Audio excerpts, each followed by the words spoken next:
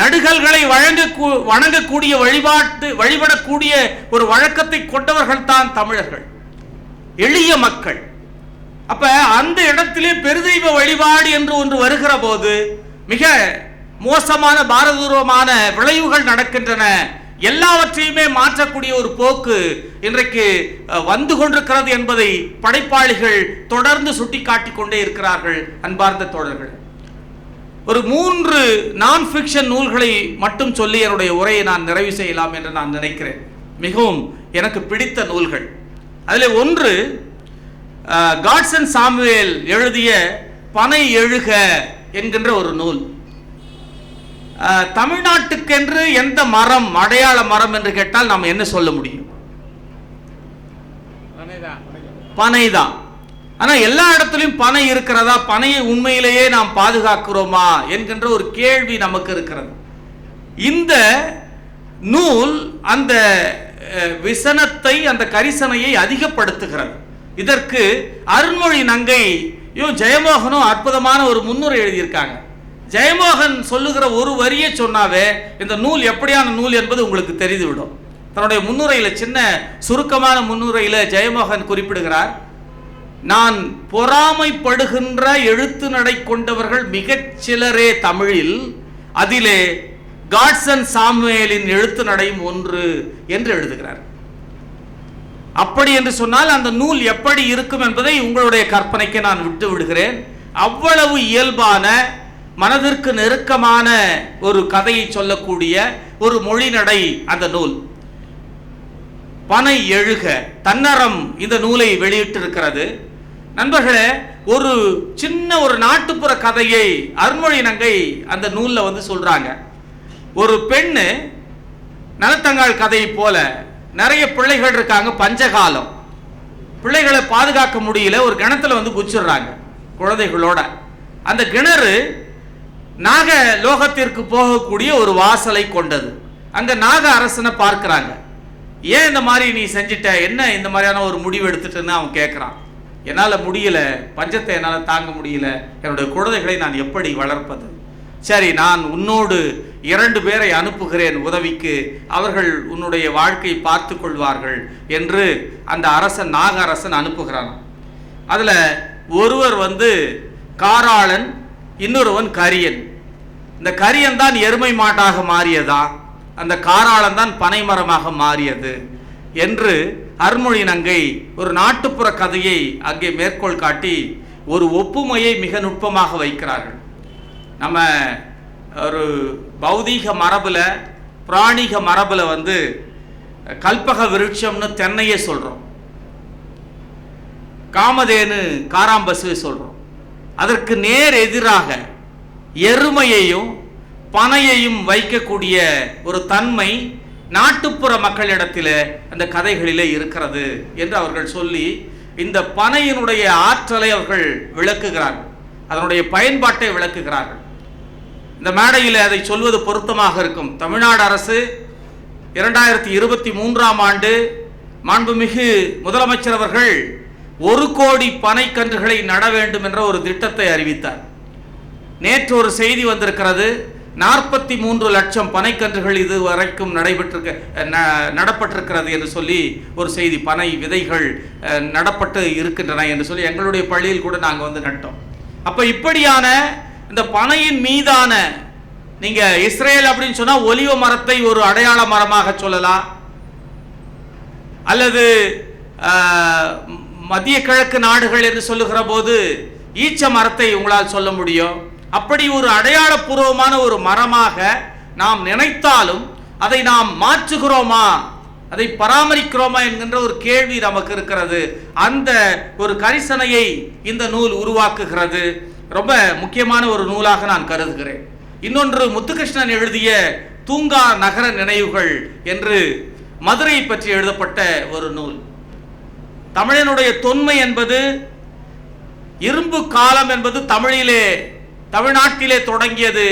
உலகத்திலேயே மிக மூத்த ஒரு நாகரிகம் என்று சொன்னால் அது தமிழின் நாகரிகம்தான் என்று சொல்லி மிக அழுத்தமாக ஒரு அறிக்கையை, ஒரு அறிவிப்பை முதல்வர் அவர்கள் வெளியிட்டார். 5300 ஆண்டுகளுக்கு முன்பு அதற்கு முன்பு என்று சொன்னால் கிமு 3400 ஆண்டுகளில்தான் எகிப்திலே இரும்பினுடைய பயன்பாடு இருந்தது என்று சொல்கிறார்கள். அதுவும் கூட எகிப்திலே கண்டெடுக்கப்பட்ட அந்த இரும்பு என்பது விண்கல்லாக விழுந்த இரும்பு, அது பூமியிலே இருந்து தோண்டி எடுக்கப்பட்ட இரும்பு அல்ல என்று சொல்கிறார்கள். அப்படி பார்த்தால் தமிழ்நாட்டிலே 5300 ஆண்டுகளுக்கு முன்பு என்று சொல்லுகிற போது மிக மிக மிக மூத்த காலத்தால் முந்தி இருக்கக்கூடிய ஒரு நாகரிகத்தை நாம் பெற்றிருக்கிறோம் என்பதை நாம் நினைக்கிற போது உண்மையிலேயே நமக்கு மெய்சில் இருக்கிறது. இந்த பெருமிதத்தை நாம் உள்ளுர எப்படி உணர்கிறோம் என்பது ரொம்ப முக்கியமான ஒன்று. அந்த உணர்வுகளை எல்லாம் தூங்கா நகரம் கிளப்பி விடுகிறது. அன்பார்ந்த தோழர்களே, நாட்டுப்புற நாம வரலாறு என்றால் எதை நினைத்துக் கொண்டிருக்கிறோம்? முத்துகிருஷ்ணன் ஒரு கேள்வி எழுப்புகிறார். அரசர்களுடைய வாழ்க்கை அந்தபுரம், அவர்களுடைய வெற்றிகள் தோல்விகள், இதுதான் வரலாறா? அல்லது மதம் சார்ந்த செயல்பாடுகள் மட்டும் வரலாறா என்ற கேள்வி அவர் எழுப்பிவிட்டு நாட்டுப்புற மக்களிடம் இருக்கக்கூடிய பாடல்கள், விடுகதைகள், சொலவடைகள், செவிவழி செய்திகள், இப்படி பல செய்திகளும் தான் வரலாறு என்று சொல்லுகிறார். தங்களான் திரைப்படத்திற்கு வசனம் எழுதிய பிறகு ஷூட் போயிட்டு இருக்கு. அப்ப நடுநடுவில் ரஞ்சித் எனக்கு ஃபோன் பண்ணுவார். அப்போ ஒரு நாள் தொலைபேசி செய்து, அண்ணே ஒரு ஒரு மக்கள் உழைக்கின்றதை போல ஒரு பாட்டு வேணும், எனக்கு ஒரு நாட்டுப்புற பாட்டு வேணும் அப்படின்னு கேட்டார். நீங்க அந்த படத்தை பார்த்தீங்கன்னா அவங்க தங்கம் தோண்டி எடுப்பதற்காக கேஜிஎஃப்க்கு போயிடுவாங்க. அங்க போய் குடிசைகளை எல்லாம் போடுவாங்க.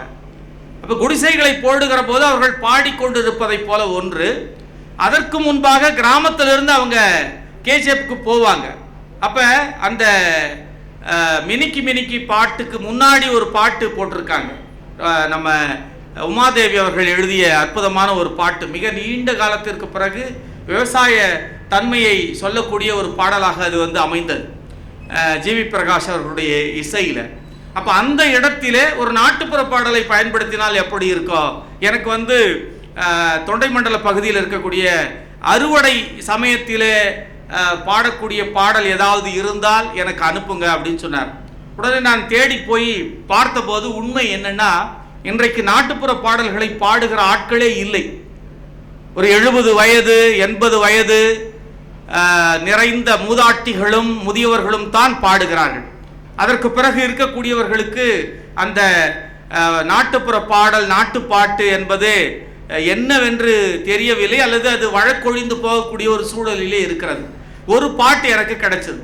இப்போ வரலாறு என்பது அதில் எப்படி சொல்லப்பட்டிருக்கிறது என்று நீங்கள் பாருங்க. 2-3 இடங்கள்ல ரொம்ப வெளிப்படையாக அவர்கள் பாடுறாங்க அந்த பெண்ணு. ஆனாலும் அதுதான் வரலாறு, மக்களுடைய வரலாறு. ஏறி வர்ற வெகிலும் என்ன முனையேறி அருங்கடி, இளந்தாரி பொண்ணுங்களே ஏத்தமாக அருங்கடி. அறுப்பு நெல் அறுத்துக்கிட்டே பாடுறாங்க. ஏறி வர வெயிலுக்கு முன்னாடி முனையேறி அருங்கடி, இளந்தாரி பொண்ணுகளே ஏத்தமாக அருங்கடி, எந்திரிச்சு வந்துருவான். அந்த இடத்துல ஒரு வசவை போட்டு குடிச்ச முதலாளி, அதை நீங்களே புரிஞ்சுக்குங்க.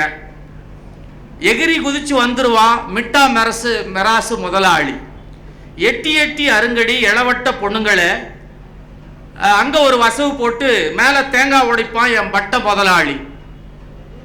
சேரி ரோதனை கொட்டன பையன் சாரட்டு வண்டியில ஓடியாருவான், உட்காராம அருங்கடி வீட்டுக்கு போனாலும் விடமாட்டான் அப்படின்னு ஒரு நாட்டுப்புற பாட்டு. எவ்வளவு நுட்பமான ஒரு அரசியலை, சமூக இயங்கியலை வைத்து அந்த பெண்கள் பாடி இருக்கிறார்கள். வீட்டுக்கு போனாலும் விடமாட்டான், வந்துருவான் மிட்டா மெராசு, மிரட்டுவான், அடிப்பான், உதைப்பான், சீக்கிரமாக வேலையை முடிங்க என்று சொல்லி அவனை திட்டுவதும் ஒன்றா. அதான் அறிவுமதி சொல்லுவார் இல்லைங்களா, அதாவது நொறுக்குவான் பண்ணையாரை எல்லா கோபங்களோடும் சுடுகாட்டில் அப்படின்னு அவர் ஒரு கவிதையில் எழுதியிருப்பார். நான் கேட்டேன், ஏன்னு சுடுகாட்டில் அவன் செத்த பணத்துக்கு பணமாக இருக்கிற போதும் போய் நொறுக்கணுமா, அதுக்கு முன்னாடி நொறுக்க முடியாதா அப்படின்னா எளியவர்களுடைய கோபம் எப்படி வெளிப்படும் என்று அவர் என்னிடம் கேட்டார். அப்படி தங்களுடைய கோபத்தை மிக இயல்பாக வெளிப்படுத்துகிற ஒரு தன்மை, அதோடு சேர்த்து சமூக சூழலையும் மிக நுட்பமாக வெளிப்படுத்துகிற ஒரு பாங்கு. அப்ப ஒரு நாட்டுப்புற பாடல், செவிவழி பாடல், மக்களிடம் புழங்கக்கூடிய அந்த பாடல்கள் இருக்கிறதே, அந்த பாடல்கள் ஒரு மக்களுடைய வரலாற்றை நமக்கு கடத்துகின்ற ஒன்றாக இருக்கின்றன என்கின்ற ஒரு செய்தியை நான் அந்த நூலிலே பார்த்தேன். மிக நுட்பமாக பல செய்திகளை அவர் சொல்றார். கடந்த ஆண்டு ஜூலை மாதம் நான் அமெரிக்கா போயிருந்தேன். ஃபெட்னா அப்படின்னு சொல்லி அங்கே வட இந்திய தமிழ் சங்கங்களுடைய கூட்டமைப்பு என்னை அழைத்திருந்தார்கள். வட அமெரிக்க தமிழ் சங்கங்களுடைய கூட்டமைப்பு ஃபெட்னா. சான் அன்டானியோ என்கின்ற ஒரு நகரத்திலே தான் அது நடக்கிறது. டெக்சாஸ் மாநிலத்திலே இருக்கக்கூடிய ஒரு நகரம் அது. அந்த நகரத்திலே பல வகையான மொழியை பேசக்கூடிய நாடுகளிலிருந்து வந்த மனிதர்களுடைய ஊடுருவல் இருந்திருக்கிறது. அதை அவர்கள் முறியடித்திருக்கிறார்கள். பிரான்சிலே இருந்து, இங்கிலாந்திலே இருந்து, பல நாடுகளிலே இருந்து வந்தவர்கள். அவர்கள் கட்டியிருக்கக்கூடிய கோட்டைகளெல்லாம் அப்படியே பராமரிக்கப்படுகின்றன. நீங்க ஒரு 200 ஆண்டுகளுக்கு முன்பு, 300 ஆண்டுகளுக்கு முன்பு நீங்கள் அந்த தெரு எப்படி இருந்ததோ அப்படியே அந்த தெரு பராமரிக்கப்படுகிறது. எந்த மாற்றமும் கிடையாது. சான் அன்டானியோவிலே ஒரு ஆறு ஓடிக்கொண்டிருக்கிறது.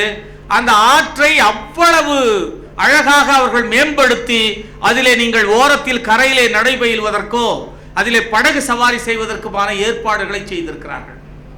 பழமையை போற்றுவது என்கின்ற ஒரு பாங்கு. நீங்க கொல்கத்தாவிற்கு போனீர்கள் என்று சொன்னால் அங்கே டிராம் இன்றைக்கும் ஓடிக்கொண்டிருக்கிறது ஒரே ஒரு இடத்தில் தான். ரவீந்திரநாத் தாகூர் பிறந்த அந்த வீடு இருக்கக்கூடிய அந்த சாலையில் மட்டும் பழமையை மாறாமல் இருக்க வேண்டும் என்று வைத்திருக்கிறார்கள். ஆனால் சென்னையில் கூட டிராம் வண்டி ஓடிக்கொண்டிருந்தது. சென்னையில் எத்தனையோ பழைய கட்டிடங்கள் இருந்தன. தமிழனுக்கு வரலாறு இருக்கிறது, ஆனால் வரலாற்று உணர்வோ வரலாற்று ஓர்மையோ அவனுக்கு சுத்தமாக கிடையாது. இங்க இருக்கக்கூடிய சுவைஞர்களிடம் நான் ஒரே ஒரு கேள்விதான் வைக்க விரும்புறேன். நம்முடைய தாத்தா பாட்டி பேர் தெரியும், அவங்களுடைய அப்பா அம்மா பேர் நமக்கு தெரியுமா? அவருடைய வரலாறு நம்மிடம் இருக்கிறதா? சில சமூகங்கள் இருக்கின்றன, 500 ஆண்டு கால வரலாறை அவர்கள் பராமரிப்பதாக சொல்லுகிறார்கள். அலெக்சேலியினுடைய இந்த 7 தலைமுறைகள் நாவலை நீங்கள் படித்தால் ஆடு மாடுகளைப் போல, மிருகங்களைப் போல கடத்தி வரப்பட்டு அமெரிக்காவில் அவர்கள் விற்பனை செய்யப்பட்ட போது செவி வழியாக, வாய்மொழியாக கேட்ட அந்த வரலாறுகளை தங்களுடைய குழந்தைகளுக்கு பாடல்களாக கடத்திய ஒரு பண்பாட்டை அவர்கள் வைத்திருந்தார்கள் என்று ஹேலி எழுதுகிறார். அதனுடைய உந்துதலில் தான் அந்த நாவலையே எழுதியதாக அவர் சொல்லுகிறார். அப்படி ஒரு பார்வை நமக்கு இருக்கிறதா? முத்துகிருஷ்ணன் தன்னுடைய அந்த புத்தகத்திலே இந்த கேள்வியை அவர் மிக தீவிரமாக எழுப்புகிறார். எந்த ஒரு நகரத்திலே அதே போன்ற இந்த முக்கியமான கட்டிடங்கள், சம்பவங்கள் நடந்த அந்த நகரத்தை, அந்த தெருவை அப்படியே நாம் பராமரிக்கிறோமா? பாறை ஓவியங்களை, பாறை எழுத்துக்களை பராமரிக்கக்கூடிய ஒரு போக்கு நமக்கு இருக்கிறது. நம்ம அதிகபட்சம் என்ன செய்வோம்? போய் நம்ம பேர் அங்க பக்கத்துல ஒரு கல் எடுத்தோ அல்லது ஒரு ஆணி எடுத்தோ கிரிக்கிட்டு வந்துருவோம். ஜோடியா போனாங்க அப்படின்னு சொன்னா காதல் ஜோடிகள் 2 பேரும் அவங்க பேரை எழுதிட்டு ஒரு ஹார்ட் சிம்பல் போட்டுட்டு வந்துருவாங்க. நாம் பராமரிக்கக்கூடிய தன்மை இதுதான். இப்ப இதை குறித்தெல்லாம் மிக தீவிரமாக கேள்விகளை எழுப்புகிறார் முத்துகிருஷ்ணன் அந்த நூலிலே. அன்பார்ந்த தோழர்களே, இப்படி புத்தகங்கள் அகம் சார்ந்த ஒரு திறப்பை மட்டுமல்ல, மனிதனுடைய மென் உணர்வை உருவாக்குவது, கிளறுவது மட்டுமல்ல, மேம்படுத்துவது மட்டுமல்ல, சமூக மாற்றத்திற்கான ஒரு மாபெரும் பணியை செய்கின்றன என்று உறுதியாக என்னால் சொல்ல முடியும். ஒரே ஒரு செய்தியை சொல்லி நான் நிறைவு செய்ய வேண்டும். வாசிப்பு தான் என்னை எழுதவும் வைத்தது. நிறைய பாட்டை கேட்டீங்கன்னா நீங்க பாடுவீங்க. சின்ன வயசுல இருந்தே சேட்டு உட்கார்ந்துருக்க அற்புதமாக பாடக்கூடியவர். அப்ப எதை நீங்கள் அதிகமாக கவனம் செலுத்துகிறீர்களோ அதுவாகவே மாறுகிறீர்கள். புத்தருடைய மொழி என்னை எழுத்தாளனாக மாற்றியது நூல்கள் தான். அதில் ரொம்ப முக்கியமான ஒரு நூல் அதற்கு பங்களிப்பு செய்திருக்கிறதாக நான் கருதுகிறேன். அது என்ன அப்படின்னு சொன்னால், நான் +1 படிக்கிற போது எனக்கு பள்ளியில் வழங்கப்பட்ட நான்டிடைல் அந்த துணைப்பாட நூல், அதில் நிறைய கதைகள் இருந்தது. கல்கி எழுதிய கதை, புதுவைப்பித்தன் எழுதிய கதை, நாரண துரைக்கண்ணன் எழுதிய கதை, ஜெயகாந்தன் எழுதிய கதை, இப்படி நிறைய கதைகள். ஒவ்வொரு கதை படிக்கிற போதோ எனக்கு புரியாத ஒரு உலகம் அந்த கதையின் மூலமாக அறிமுகமாகும். அப்போ எனக்கு தோணுச்சு, இப்படியான நிறைய கதைகள் நம்மை சுற்றி இருக்கின்றதே, நாம் ஏன் இதை எழுதக்கூடாது அப்படின்லாம் நான் அப்போ நினச்சேன். அந்த ஒரு உந்துதல் என்பது, ஒரு அகத்தூண்டுதல் என்பது ஒரு நூலினால் கிடைக்கிறது. இந்த மேடையின் வழியாக, இந்த கூட்டத்தின் வழியாக தமிழ்நாடு அரசுக்கு ஒரு கோரிக்கையை நான் வைக்க விரும்புகிறேன். மேல்நிலை பள்ளி முடித்து சான்றிதழ் பெற்று கல்லூரிகளுக்கும் மேல் படிப்புகளுக்கும் செல்லக்கூடிய மாணவர்களுக்கு தமிழ்நாடு அரசு 5 நூல்களை ஒரு சீதனமாக, பெட்டகமாக வழங்க வேண்டும். அந்த நூலை அவன் படிப்பான். நிச்சயமாக வாங்குற புத்தகங்கள் எல்லாம் அடுக்கி வைக்கப்பட்டிருக்கின்றன. இன்னொரு அறை கட்ட வேண்டும், இன்னொரு வீடு கட்ட வேண்டும், இன்னொரு அலமாரி வாங்க வேண்டும். வாங்கலாம், தவறில்லை. படிக்க கூட தேவையில்லை. புத்தகங்களோடு வாழ்வது என்பது மிக முக்கியமான ஒன்று. அதுவும் நம்முடைய ஒரு அங்கத்தினரை போல இருப்பது மிக முக்கியமானது. அது வேறு ஒரு வகையான ஒரு மனநிலையை உருவாக்குகிறது. உங்களுக்கு எப்ப நேரம் இருக்கிறதோ அப்ப நீங்க எடுத்து படிச்சுக்கலாம். என்னுடைய அறைக்கு வருகிற போது அதை பார்த்துட்டு இங்க இருக்கிற எல்லாத்தையுமே நீங்க படிச்சீங்களா அப்படின்னு எல்லாம் கேட்பாங்க. அதுக்கு எந்த அவசியமும் இல்லைன்னு நான் சொல்லுவேன். பெரும்பகுதி படிச்சிருக்கேன், ஆனால் அதற்கான ஒரு தேவை நிச்சயமாக உருவாகும். புத்தகங்களிடம் சரணடைவதற்கான ஒரு அந்தரங்கமான ஒரு தருணம், பொழுது உங்களுக்கு கிடைக்கும். அப்ப அந்த நேரத்தில் நீங்கள் அந்த புத்தகத்தை போய் எடுத்துக்கொள்ளலாம். அதுவரைக்கும் அது உங்களோடவே இருந்து கொண்டிருக்கும். இன்னும் சொல்ல போனால் ஒரு ஒரு உறவினரை போல பேசாத, நாம் கோபித்து கொண்ட ஒரு உறவினரை போல அது தொந்தரவு செய்து கொண்டே அது அமைதியாக உட்கார்ந்துட்டு இருக்கும். பார்க்குற நானும், நீ எப்போதான் என்னை நீ தொடரையோ எடுக்கிறியோ அப்படின்னு சொல்லி. அப்ப அந்த ஒரு வேலையை புத்தகங்கள் செய்யும். அப்ப இந்த மாணவனும் மாணவியும் ஒரு ஒரு இளம் பருவ வயதுல ஒரு 5 நூல்கள் கட்டாயமாக அதிலே திருக்குறள் இருக்க வேண்டும். யாராவது ஒரு எழுத்தாளருடைய ஒரு நூல் கட்டாயமாக இருக்கலாம், ஒரு மொழிபெயர்ப்பு இருக்கலாம், சிலப்பதிகாரம் இருக்கலாம். ஒரு 5 நூல்கள் அவன் அதை எடுத்துக்கொண்டு போனான் என்று சொன்னால், அவள் எடுத்துக்கொண்டு போனாள் என்று சொன்னால், உறுதியாக சொல்லுகிறேன், நிச்சயமாக எந்த திணிப்பு வந்தாலும் அதை தமிழ்நாடு எதிர்கொள்ளும், தமிழ் மக்கள் எதிர்கொள்வார்கள். தமிழ்நாட்டினுடைய வரலாறு வேறு வகையானது. வேற மாநிலங்களில் இல்லாத மொழி திணிப்புகள் இங்கு இருந்தன, படையெடுப்புகள் இங்கு இருந்தன. நாயக்கர்களுடைய காலத்திலே தமிழ் கண்டுகொள்ளப்படவே இல்லை. சமஸ்கிருதமும் தெலுங்கும் தான் இங்கே வளர்ந்தது. ஆனால் தமிழ் செத்துவிடவில்லை.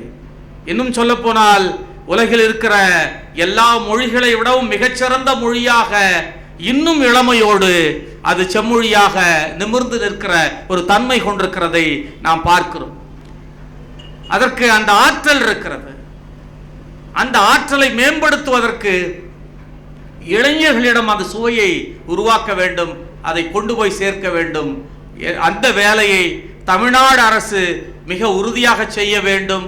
இதை ஒரு எழுத்தாளனாக, ஒரு கலைஞனாக, ஒரு ஆசிரியனாக, ஒரு பெற்றோராக, ஒரு தகப்பனாக, ஒரு தமிழ்நாட்டில் இருக்கக்கூடிய ஒரு தமிழனாக என்னுடைய கோரிக்கையை நான் வைத்து இந்த அற்புதமான உரையை உங்களோடு பகிர்ந்து கொள்வதற்கு ஒரு நேரத்தை வழங்கிய அன்பார்ந்த தோழர்களுக்கு நன்றி கூறி விடைபெறுகிறேன். வணக்கம்.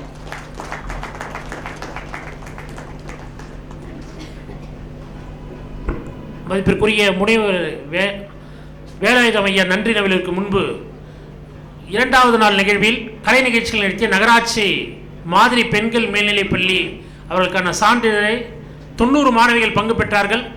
சிறப்பு விருந்தினர்கள் இருவரும் இணைந்து வழங்க அன்புடன் கேட்டுக்கொள்கிறோம்.